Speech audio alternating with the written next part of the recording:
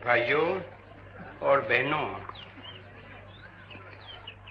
मैं देखता हूँ कि आप लोगों को काफ़ी गर्मी तो लगती है, मुझको भी लगती है अगर से पंखा चलता है तो भी, लेकिन मैं लाचार हूँ और आप भी लाचार हैं। मैं जो कुछ भी कहना चाहता हूँ वो आप सुनना चाहते हैं, ये मैं समझता हूँ। अगर आप नहीं सुनना चाहते हैं और घबराहट में पड़ गए हैं इतनी गर्मी में, तो आप जरूर जा सकते हैं। इसका ये मतलब नहीं है कि जो कपड़ों के जरिए से या तो पंखा से या तो कागज के टुकड़े से भी थोड़ी हवा ले लेते हैं, उसका मुझको द्वेष है। नहीं, लेते रहिए, वो कोई कागज बंद करने की जरूरत नहीं। मैं भी वही करूं, वहां रहूं तो देखो यहाँ तो कोई लड़की है, वो उड़ा रही है और मुझको अच्छा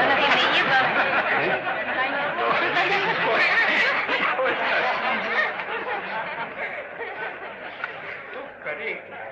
लड़की जी को जब थकान होता है तो किसी कोई लड़का चलाता है, और लड़का को थकान चला है तो कोई बड़ा वो भी चलाता है। लेकिन मेरे जैसा मिस्किन है, बुरा हो गया है, तो उस पर रहम खाते हैं।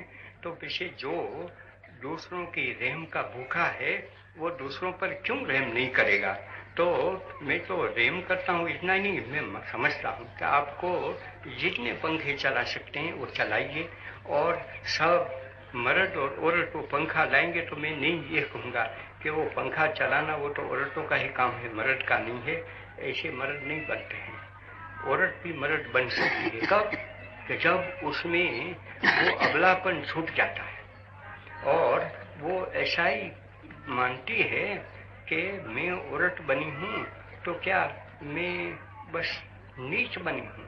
नीच है ही, वो तो अंग्रेजी में तो ऐसा कहते हैं ना कि वो तो आधी तो है लेकिन बेटर हाफ है। वो आधी तो सही लेकिन अच्छा आधा हिस्सा वो उसका पड़ा है, ये वो है।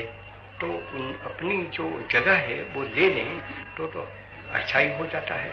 और आपने बहुत मीठे सुर में ये भजन सुना, मुझको तो बहुत प्रिय है, क्योंकि मुझको वो कंठ प्रिय है।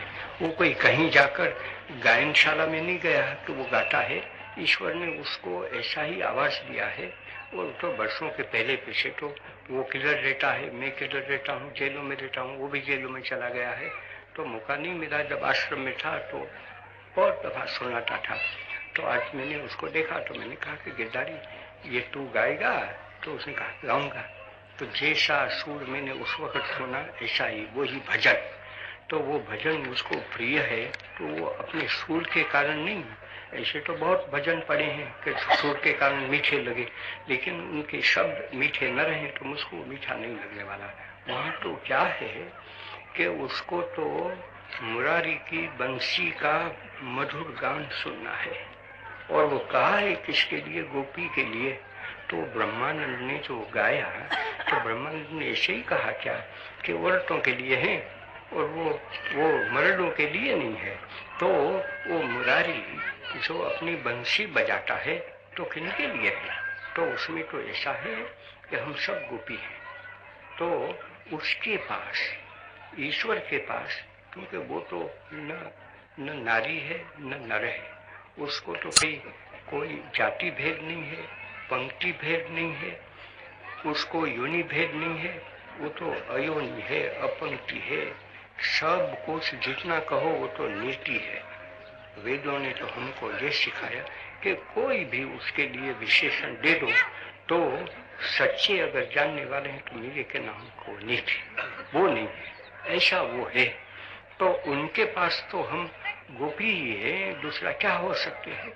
तो पीछे वो ब्रह्मानंद कहते हैं कि वो मधुर बंसी हम कैसे सुने। तो आप ये मानते हैं कि वन में जाना तो जिस जगह पे लोगों की आबादी नहीं है वहां से भाग जाए तब वो सुन सकते हैं, ऐसा नहीं है।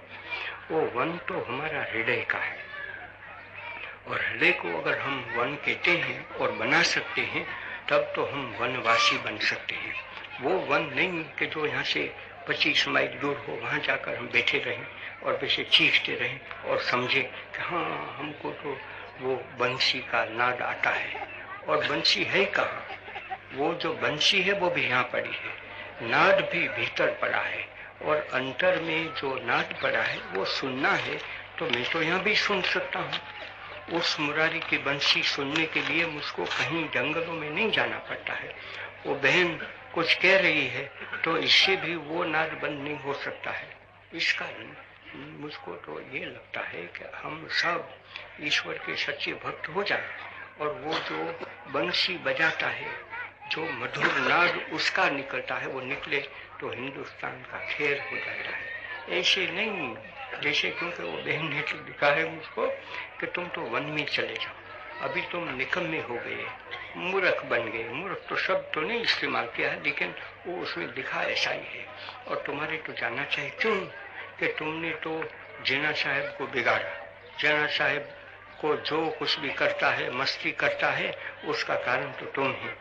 अरे मैं क्या कारण होने वाला था, उसको मैं क्या बिगाड़ने वाला था? मैं कुछ भी कर सकता हूँ तो उनको तो मैं दुरुस्त ही कर सकता हूँ, और दुरुस्त कर सकता हूँ क्यों कि वो मेरी लाठी से नहीं, लेकिन मेरे प्रेम से। प्रेम है, इसने जगत में आज तक किसी को बिगाड़ा नहीं है, इसका मैं गवाह हूँ। लेकिन मैं नहीं गवाह हूँ, करोड़ों आदमी उसके गवाह हैं। अगर हम समझ लें तो कि जो मस्ती करने वाले हैं, जिसके पास एटम बम है, उससे कोई किसी को सचमुच वश कर सकता है? वो तो नाश कर सकता है। एटम बम ने तो नाश ही किया। एटम बम ने किसी को उसकी ओर खींचा नहीं। जो एटम बम चलाने वाले थे उनकी ओर उसने तो खींचा नहीं। तो इसलिए जगत में जो लोह चुंबक है, जो खींचने वाली चीज है, वो एक ही चीज है कि हमको खींचती रहे, तो प्रेम ही है। प्रेम से बड़ा लोह चुंबक, या तो चुंबक ही कहो, पीछे तो लोखंड का तो नहीं है ना, तो वो जो उससे बड़ा चुंबक खींचने वाला कोई जगत में नहीं है, इसका मैं गवाह हूँ, साक्षी हूँ। तो इसलिए मुझको तो ऐसा लगता है कि वो भजन आज हमको ठीक ही मिला कि जब वो फिर हमारे पर हमला हो गया कि नहीं मत गाओ, मत हो, वो मत पढ़ो कुरान शरीफ में, तो वो कुरान शरीफ में मत पढ़ो, ये तो चला गया। अभी तो तुम बात भी न करो, बहस करना वो भी बुरी बात है। मैं कहता हूँ बुरी बात नहीं है, लेकिन अगर बुरी बात है तो मैंने तो कहा ना आपको, तो आपको यह न रहे तो मैं कोई आपको जबरदस्ती से पकड़ थोड़ा सकता हूँ। नहीं सुनना चाहते हैं तो आपने मुझको वनवासी कर लिया। यूं भी मैं तो वनवासी हूँ, ऐसा मेरा दावा है। और कुछ क्योंकि मुझको वहाँ चैन नहीं पड़ेगा, वन में मैं चला जाऊँ तो कोई, मैं तो इंसान हूँ। इंसान हमेशा साथ साथ रहने के लिए पैदा हुआ है, वो जुदा रह नहीं सकता है। इसलिए मैं वन में जाता हूँ तो भी आप लोग तो मुझको खींचने वाले हैं, और आप क्या करते हैं उसको ऐसा होगा ही। हाँ ये है कि मैं वहां बैठा भी आपको खींच सकता हूँ, आप मुझको न खींचे, तब तो दूसरी बात हो जाती है। वो मेरे पास है ही, वो कला अगर मैं हासिल कर लूं तो पीछे आपके साथ बोलना क्या था, कुछ नहीं जाएगा। तो वो तो मैंने कहा, लेकिन वो तो क्योंकि ये हो गया इसलिए मैंने आपको सुना दिया। लेकिन आप सुनना तो ये चाहेंगे कि भाई साहब के पास चला गया और देर लगी तो वहां क्या करके आया, क्या लाया।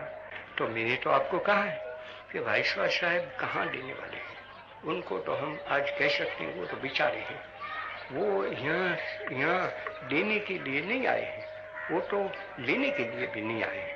लेना तो चाहेंगे, चाहते हैं, ऐसा मुझको तो सुनाते हैं कि मैं तो ईश्वर से ये प्रार्थना करता हूँ कि कोई भी हिंदुस्तानी पीछे ख्वाह हिंदू हो या मुसलमान हो, ऐसा न समझे कि मैं आप लोगों को लूटने के लिए आया हूँ, या तो आप लोगों के बीच में झगड़ा फसाद देखने के लिए आया हूँ। क्यों कि एक अखबार ने तो लिखा है, और वो जो लिखा है वो अपना ही आवाज नहीं है, बहुतों का आवाज उसने लिखा है। वो क्या लिखते हैं कि अच्छा, और एक तो अंग्रेजों ने हमको गुलामी में रखा इतने बरसों पर तक, अभी बड़े बन गए, और बड़े बनकर बस मीठी जबान से कहते हैं कि हम तो हिंदुस्तान को शांत रखकर यहाँ से भाग जाना चाहते हैं। जाते थे तो जून महीने में, वो आगामी वर्ष के, इस वर्ष का जून तो चल रहा है, लेकिन अभी हम ऐसा नहीं करेंगे। एक थोड़ी सी मदद आप लोगों की मिलती है तो हम करीब करीब 15 अगस्त के भीतर चले जाते हैं, और 15 अगस्त को हमारी आखिर की है। मैं चाहता हूँ कि वो 15 अगस्त आखिर की रहें। उसके ये मानी नहीं है कि यहाँ जितने अंग्रेज पड़े हैं वो चले जाएं, लेकिन इसके ये माने तो खसूसन है कि पीछे गवर्नर जनरल साहब भी रहते हैं, तो वो हमारे कहने से रहते हैं। आज हमारे कहने से नहीं है, हम उनको कहें कि चले जाओ तो वो नहीं जा सकते हैं, लेकिन कल जब वो कहते हैं डोमिनियन स्टेटस, आजकल हमारे पास जो आज चल पड़ा है वो इससे बढ़ के चीज है, इससे बढ़ के चीज तो पड़ी है। आप हमको यहाँ से भगा दे, मार कर यहाँ से फेंक दे तो हो सकता है, आप वो करना नहीं चाहते हैं। आपने वो किया नहीं, सारा हिंदुस्तान जाग उठा 42 की साल में, तो वो आपने तलवार के जरिए से हमको निकालने की कोशिश नहीं की। ये बात सच्ची है कि कई लोग तो दीवाने बन गए, कई लोगों ने वो रेल का पाटा उसको उठा लिया, तार काटा, किसी को मार भी लगा, किसी कोई जलाया भी सही, वो सब किया, लेकिन करोड़ों ने नहीं किया। अगर करोड़ कर लेते हैं, वो कर लेते तो हमारा नाश कर लेता है। तो पीछे आपके पास कुछ न लेना देता, कुछ देना रहता, बस आपने हमको मार दिया और बस हमको भगाने की भी जरूरत नहीं है। लेकिन आप लोगों ने तो ये नहीं किया, आप लोगों ने तो शराफत की कि आपको बुरा लगा कि हमने जो किया है वो हिंदुस्तान में कुछ अच्छा ही नहीं किया है, वो जहर ही हिंदुस्तान में पैदा किया, वो सब आपने माना तो इसलिए आप खफा हो गए तो हमको निकालने की चेष्टा की, लेकिन हमको निकालने की चेष्टा भी की शराफत से। वो करोड़ों ने जो किया है, करोड़ों ने वो जलाने में, मारने में, पीटने में वो काम नहीं किया, करोड़ों ने तो नहीं किया, लेकिन उनको तो आप तो कह तो सकते हैं कि जो लोग हमारे नौकर रहे वो भी हमको जहर नहीं पिलाया। हमने तो कोशिश तो की, इसका मैं गवाह हूँ कि हाँ वहां से हट जाओ तो भी हमारा काम निपट जाता है, लेकिन हटे नहीं। मैंने तो यहाँ तक कहा ना कि राजा लोग वहां से हट जाए, वो सिपाही लोग है वहां से हट जाए, जो उनके दफ्तर में है वो भी हट जाए, जज है वो भी हट जाए, तो कहाँ काम कर सकते थे। लेकिन मेरी वो तो चली नहीं, लेकिन दूसरा भी पीछे एक हटने का मैं बात करूं तो मेरी ही बात चले ऐसा थोड़ा है। तो कईयों ने ऐसा भी समझ लिया कि चलो उसको जहर भी दें, जहर देकर भी वो मार डाले तो भी अच्छा है। कोई कोशिश भी की, लेकिन वो कोशिश में कोई कामयाबी नहीं मिली, उसमें भी कामयाबी नहीं मिली। बहुत लोग तो सिपाही थे, क्या तो उनके क्लार्क है, जज है, वो नहीं निकले, कोई निकले, उससे क्या हुआ। लेकिन उन्होंने ये समझ लिया कि कुछ भी हो आप लोगों की आहट तो ये थी, और आप लोगों ने ये नहीं ठाना था, कांग्रेस ने नहीं ठाना था कि उनको मार पीट कर निकाल दो, लेकिन उनके साथ असहयोग करके उनको हरा दो। तो असहयोग आप लोगों ने काफी किया, पूरा नहीं कर सके, लेकिन हम तो समझ गए कि यहाँ हमारे राज चलाना है तो हमेशा मार्शल लॉ से राज चलाकर हमको क्या मिलने वाला था, इसलिए वो तो छोड़ा। तो अभी कहते हैं कि वो तो कहते हैं इसलिए यहाँ आए हैं कि यहाँ से लेने के लिए नहीं, लेकिन यहाँ से जाने के लिए। जाते जाते कुछ यहाँ शांति फैला सकते हैं तो अच्छा है, नहीं शांति फैलेगी तो भी उनको तो जाना ही है। वो तो एक हिस्सा बना, दूसरा हिस्सा अब वो अखबार वाला कहते हैं कि नहीं वो तो पाजी है, उनका भरोसा करना वो अधर्म है। तब क्या करें कि वो आए हैं, वो भी अपनी सत्ता है उसको जमाने के लिए आ गए हैं यहाँ। तो कैसे कि एक तो वो अपने बैठे हुए यहाँ हिंदुस्तान के 2 टुकड़े कर डाले, और पीछे क्या कि पीछे वो 2 टुकड़ों में आपस में वो लड़ा ली और लड़ते रहें, और पीछे वो भागने की कोशिश करे, जाने की कोशिश करे, तो कोई तो उनका दामन पकड़ लेंगे कि नहीं मेहरबानी करके यहाँ से मत जाइए, हमको थोड़ी जो मदद दी है, थोड़ी शांति तो कर लीजिए, पीछे आप जाइए। वो तो उनका भी बेहाल हो जाएगा अगर वो दगाबाज नहीं है तो। लेकिन वो तो भाई साहब कहते हैं लिखने वाले कि वो दगाबाज ही है, वो सिवाय दगा के दूसरा जानना ही नहीं है। मैं कहता हूँ कि ये कहना, ऐसा मानना वो भी इंसानियत नहीं है, वो हिम्मत नहीं है। और मैं तो सबको बहादुर देखना चाहता हूँ, तो बहादुर को क्या पड़ी है कि कोई धोखा देता है तो वो गिरेगा, हम नहीं गिरने वाले हैं। इसलिए मैं तो कहता हूँ कि वो मेरे साथ तो शराफत से बात करते हैं वाइसरॉय साहब। आज भी मैं चला गया, मैंने तो ऐसी बातें भी उनको सुना दी कि देखिए ऐसा कहते हैं, तो वो तो मुझको तो पूछे ना कि तू मानता है क्या। तो मैंने कहा कि मैं मानूं तो आपके पास कैसे आने वाला था, मैं तो पीछे आ नहीं सकता था। और मैं आपको कहता हूँ कि मैं तो कहता हूँ कि मैं तो सत्याग्रही हूँ, सत्यवादी हूँ, सत्याचरणी होने की कोशिश कर रहा हूँ। तो आपको पीछे धोखा देकर मैं क्या करूँगा, किस वास्ते मैं धोखा दूँ, मुझको क्या चाहिए आपके पास से। तो मैं तो मानता हूँ कि आप शरीफ है तो मुझको आप बुला लेते हैं, मुझको भी अच्छा लगता है। और जो मेरी जैन में है, मेरे पास से जो कुछ कहने का है वो मैं आपको सुना देता हूँ, ऐसा कीजिए। तो मैं गया तो सही, तो उनके साथ तो ऐसी मोहब्बत की बात चली और मेरे दिल में जो था वो उनको सुनाया कि वो तो आपने तो कर लिया, वो तो आपने नहीं किया है, वो तो कांग्रेस और लीग वालों दोनों को मिल के कहा कि हमारे लिए दूसरा कोई चारा नहीं है, तो बना दिया। उन्हीं के कहने से डोमिनियन स्टेटस की विवाद हो गई कि बीच में सारा हथियार आपको चाहिए तो दूसरी तरह से तो हो नहीं सकता है, क्योंकि लड़ाई से जीत नहीं लिया है और मित्रता से हम करना चाहते हैं। तो हमारे पास तो ये चीज आज दे सकते हैं, वो तो ये है। बाकी तो हमने क्या है कि 14 महीने के बाद चले जाएंगे, 12 महीने रहे, लेकिन 2 महीने में करना है या तो 3 महीने में करना है, तो यही हो सकता है। तो इसलिए वो कहते हैं कि आप लोगों के कहने से वो डोमिनियन स्टेटस की बात तो हो गई, अभी उसमें थोड़ी तो देर लगेगी, पार्लियामेंट को वहाँ को मिलना है तो वो देर लगती है, इसलिए वो हो। और दूसरा पीछे एक घर का हिस्सा करना है, छोटा घर का, तो भी उसमें देर लग जाती है, उसमें थोड़ा सामान देता है, उसकी फहरिस्त बनी जाती है, इसमें से एक चीज क्या कौन लेगा, एक चीज कौन रखेगा। कोई चीज का 2 टुकड़ा कर सकते हैं तो कर सकते हैं, लेकिन जिसका टुकड़ा न कर सके उसका क्या करेंगे।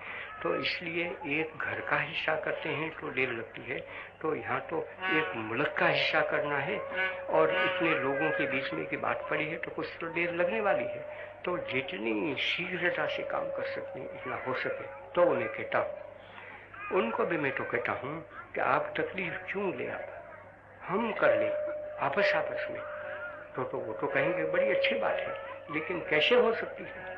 आज तक हम उनको बीच में रखकर बात करें, तो मैं तो कह रहा हूँ, कल भी कहा था, आज भी कहता हूँ, मिन्नत करता हूँ। जना साहब का वो काम है कि आपने चाहते थे वो मिल गया, छोटा मिला तो भी है तो चीज वही जो आप चाहते थे वही, तो असल चीज तो जो चाहते थे वो मिलती है, थोड़ी मिलती है, तो उससे क्या हुआ। तो अभी आपका काम हो गया है कि सारी दुनिया को कहो, हिंदुस्तान की दुनिया को कहो कि मैं जो चाहता था वो तो ये चीज है। तो उसको आज ऐसे नहीं कि नाम ही उसका नाम कुछ भी दो, लेकिन वो चीज क्या है। नाम गुलाब का फूल दिया और गुलाब का फूल जैसा भी दिया, लेकिन वो गुलाब का फूल नहीं है तो क्या काम की है चीज। तो मैं तो ये पूछूं ना कि आप जिसको गुलाब का फूल कहते हैं उसको वो कैसा है, उसको मैं खोल कर देखूं तो उसमें से क्या निकलता है। मैं अगर सूंघ के देखूं तो उसमें से सुगंधी आती है कि नहीं, ऐसी बात तो मैं कह सकता हूँ ना। तो मैं कहता हूँ आपके मार्फत से आपको कहता हूँ, सारी हिंदुस्तान को सुनाता हूँ, दुनिया को, कि अब भी मौका आ गया है कि उनको साफ साफ कह देना है कि ये मैं चाहता था और ये अभी मैं चाहता हूँ, आपको कह देता हूँ, क्योंकि मुझको चीज तो मिल गई, अभी हिस्सा हो जाता है तो पीछे मुझको राज चलाना है। तो पाकिस्तान का राज चलाऊंगा, उसमें कोई सिख को जगह है कि हिंदू को जगह है कि उन सबको वहां से निकल जाना है, ऐसा कहे तो दे। तो पाकिस्तान चलाना है, अभी फ्रंटियर में क्या होगा। फ्रंटियर में तो कहते तो हैं, और हमारी कॉन्स्टिट्यूशन असेंबली में तो फ्रंटियर के मुसलमान पड़े हैं, क्योंकि वो कांग्रेसी हैं। अब भी उसमें लिखा है कि वहाँ तो रेफरेंडम होगा, रेफरेंडम करके तो क्या करना है वहाँ, तो क्या वो वहाँ जो हिस्सा करेंगे, ऐसा तो होगा ना कि थोड़े पठान तो कहने वाले हैं कि नहीं हम पाकिस्तान में नहीं जाएंगे, थोड़े पठान तो कहेंगे कि हम तो हिंदुस्तान में जाएंगे। ऐसा भी हो सकता है, कौन जानता है, वो तो खुदा ही बेहतर जानता है कि अक्सरियत में कहते हैं कि हम वहाँ रहते हैं, तो पीछे क्या वो फ्रंटियर खो दे, बलूचिस्तान का क्या होगा?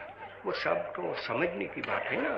तो वो कह दें कि मैं पठानों का हिस्सा नहीं करूँगा, मैं बलूची का हिस्सा नहीं करूँगा, लेकिन मैं तो इस तरह से हिस्सा हिंदू का भी नहीं करना चाहता हूँ। मेरे साथ हिंदू रहेंगे तो भी बिल्कुल सुरक्षित रहेंगे जैसे मुसलमान।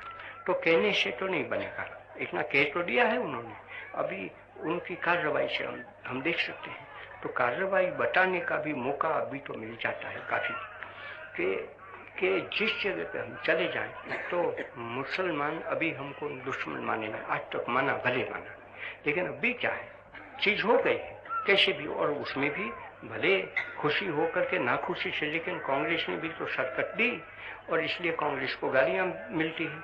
मुझको तो मिलनी चाहिए। मुझको तो एक भाई तो कहता है ना, कभी क्यों मर नहीं जाता है, अभी क्यों उपवास नहीं करता है, तो वो तो दूसरी बात, वो तो मैंने सुना दी। लेकिन ऐसी बात हो गई है तो मैं तो ये कहूँगा कि अभी जिन्ना साहिब को आपके पास आना है, मेरे पास आना है, जितने कांग्रेसी है, नॉन कांग्रेसी है, सबको कि आप कहिए तो सही कि आपने इतना बड़ा क्यों हुजूम मचाया कि बस हम तो हिंदुस्तान का, वो तो अखंड हिंदुस्तान ही चाहते हैं। आज भी हिंदुस्तान तो अखंड ही है, लेकिन हिंदुस्तान में हिंदू और मुसलमान भाई भाई के नाते से रह सकते हैं, मोहब्बत से रह सकते हैं। इसलिए मैंने सोचा कि इस तरह से करना चाहिए। तो इस वास्ते मैं चाहता हूँ कि आप लोग सब सुन लें, ऐसा मैं कहूँगा कि वो ऐसा करें, तब तो पीछे हमारी गाड़ी वो अंग्रेज के सिवाय भी चल सकती है। आज तो वो तो पढ़े हैं, वो भी जाने की कोशिश करते हैं, वो कांग्रेस को समझावे, लीग को समझावे, लेकिन हम आपस में क्यों न समझे। एक जमाना तो था कि लीग और कांग्रेस का पैक्ट हो गया, वो पैक्ट तो एक हद में तो अभी भी चलता है, तो इसलिए अभी एक पैक्ट दूसरा हो जाए और वो पैक्ट ऐसा बने कि कभी उसमें तो पीछे टूटने जैसा है ही नहीं। तो आपको तो मैं ये कहूँगा कि वाइसरॉय साहब के पास जाकर भी आप ऐसा ही समझे कि ऐसी ही बात मैंने की है, बाकी तो सबकी सब तो मैं आपको थोड़ा बता सकता हूँ और बताना फिजूल भी होगा। तो हम सब तो यही कोशिश करें कि हम दुश्मन मिटकर दोस्त बने। हो गया वो हो गया, उसके लिए रोएंगे नहीं, लेकिन उसको दुरुस्त करना वो हमारे हाथों में, क्योंकि अकेले वाइसरॉय नहीं कर सकते, अकेले कांग्रेस वाले नहीं कर सकते, अकेले लीग वाले भी नहीं कर सकते, सब मिलकर तो सब कुछ हो सकता है। इतना ही मैं आज तो कहूँगा।